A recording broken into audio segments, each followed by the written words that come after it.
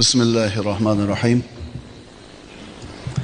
إن الحمد لله نحمده ونستعينه ونستغفره ونعوذ بالله من شرور أنفسنا ومن سيئات أعمالنا من يهده الله فلا مضل له ومن يضلله فلا هادي له ونشهد أن لا إله إلا الله وحده لا شريك له ونشهد أن محمدا عبده ورسوله أما بعد السلام عليكم ورحمة الله تعالى وبركاته. Qirg'iziston musulmonlar ulamolarning majlisining bir e'loni bor. Shuni o'qib eshittirib qo'yamiz. Dinimizda erkaklar va ayollarning avrati aniq belgilangan. Shariatda Hanafiy mazhabida ayollar uchun qo'li kaftigacha, oyog'i oshig'igacha hamda yuzi soch chiqqan joydan iyaklarigacha ochiq yurishlikka ruxsat berilgan. Biz birodarlar Hanafiy mazhabidamiz. Biz mazhabning fatvolarini aytamiz va mazhabdan chiqmaymiz. Bizning mazhabimizda ayol kishining yuzi, ikkita kafti va to'pig'idan pasti avrat hisoblanmaydi, ochiq yurishlikka ruxsat berilgan. Qolgan tana a'zolari ayol kishi uchun avrat bo'lib hisoblanadi. Avrat hisoblangan a'zolarni yopib yurish islomda hijob yoki tasattur deyiladi. Biroq niqob farz emas. Hozirgi kunda hijobning darajasiga, ya'ni farqiga bormaydiganlar ham ko'p. Shuning uchun hijob asosiy farz.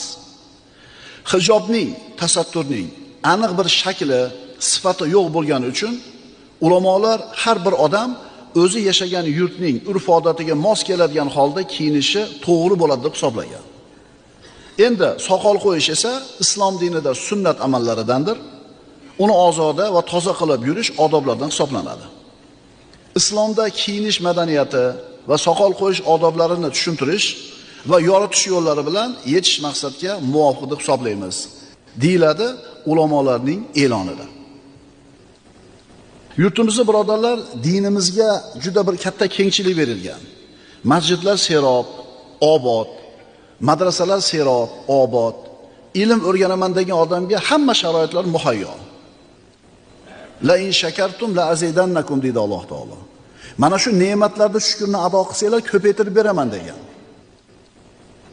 Biz Hanafiy mazhabidamiz. Dinga amal qilishlikdagi dasturimiz mana shu mazhabimizning fatvolari. Birodarlar, biz oyat, hadis, hukm bilan emas, mazhabimizda aytilgan fatvolar bilan yurishimiz kerak. Oyat, hadisdan hukm chiqarib, oyat, hadisga to'g'ri amal qilib ketishlik mujtahidlarning darajasi. Siz bilan bizga o'xshagan avom xalq mazhabning fatvolari bilan yashaymiz. Modomiki biz Hanafiy mazhabida ekanmizmi, mazhabdagi narsani aytamiz. Imom Shofiy aytgandek, bir yurtda ma'lum bir muayyan bir mazhab hukm surib turgan bo'lsa, bu yurtga boshqa mazhabning fatvosini olib kelishlik to'g'ri bo'lmaydi, xato bo'ladi degan. Bu yurtda yashagan musulmonlar 1000 yildan beri Hanafiy mazhabi bilan kelyaptimi? Hanafiy mazhabi bo'yicha yashashimiz kerak. Biz boshqa mazhablarni hurmat qilamiz, ularni ham to'g'ri deymiz, lekin bizning o'zimizning mazhabimiz bor. Endi bizning mazhabimizda ayol kishining yuzi avrat emas deb aytilgan. Modomiki Hanafiy mazhabini ushlab kelibdimi bu yurtdagi musulmonlar uzoq asrlardan beri ibodatda, muomalada mazhabimizni ko'rsatmalardan tashqariga chiqmasligimiz maqsadga muvofiq bo'ladi. Agar shunday qilsak, musulmonlar mazhab bilan yuradigan bo'lsa, o'rtada ixtilof, bo'linish, fitnalar bo'lmaydi. Endi mana shu O'rta Osiyoda 1000 yillardan beri yashab kelgan minglagan ulamolar Hanafiy mazhabi bilan yashashdi. Xotirjam bo'linglar birodarlar. Mazhabda bir fatvo aytildimi, bir masalaning javobi berildimi, xotirjam bo'ling, hujjat dalili bor. Hanafiy mazhabini har bitta aytgan fatvosini hujjat dalili bor. Hali hujjat so'raydiganlarga-da. Bular havodan olib gapirishmagan. Hijobni birodarlar farz ekanligida hech kim ixtilof qilmaydi. Ayol kishi badanini yopib yurishligi kerak. Bizning mazhabimizda ayollarni yuzini niqob bilan to'sishlik farz ham emas, vojib ham emas, mustahab deydi ulamolar. Ayrim holatlarda agar ayol kishi haddan tashqari go'zal, haddan tashqari chiroyli bo'lib, nomahram erkaklarning ko'zi tushib, fitna bo'ladigan, boshi aylanib qoladigan darajada go'zal bo'ladigan bo'lsa, shunaqa ayollarga niqob bilan to'sishligi lozim bo'ladi.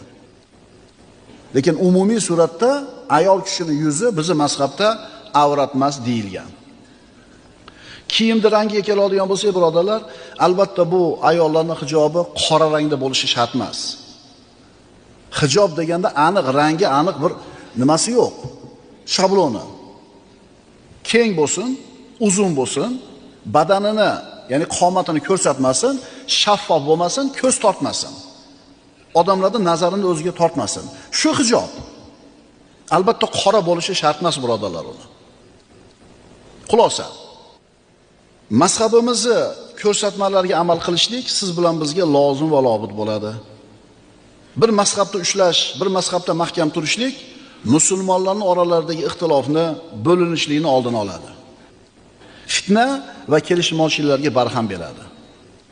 Alloh azza va jalla mana ota-bobolarimiz ushlab kelgan Hanafiy mazhabini mahkam ushlab, uni fatvolaridan tashqariga chiqmasdan birdan bo'lib fitna, kelishmovchiliklarning oldini olib, xotirjam yashashlikka tavfiq bergan bo'lsin. Aqulu qawli hada va astagfirulloh li va lakum. Innalloha va malaikatahu yusalluna alan nabiy. Ya ayyuhallazina amanu sallu alayhi va sallimu taslima. Vassalamu alaykum va rahmatullohi ta'ala va barakatuh.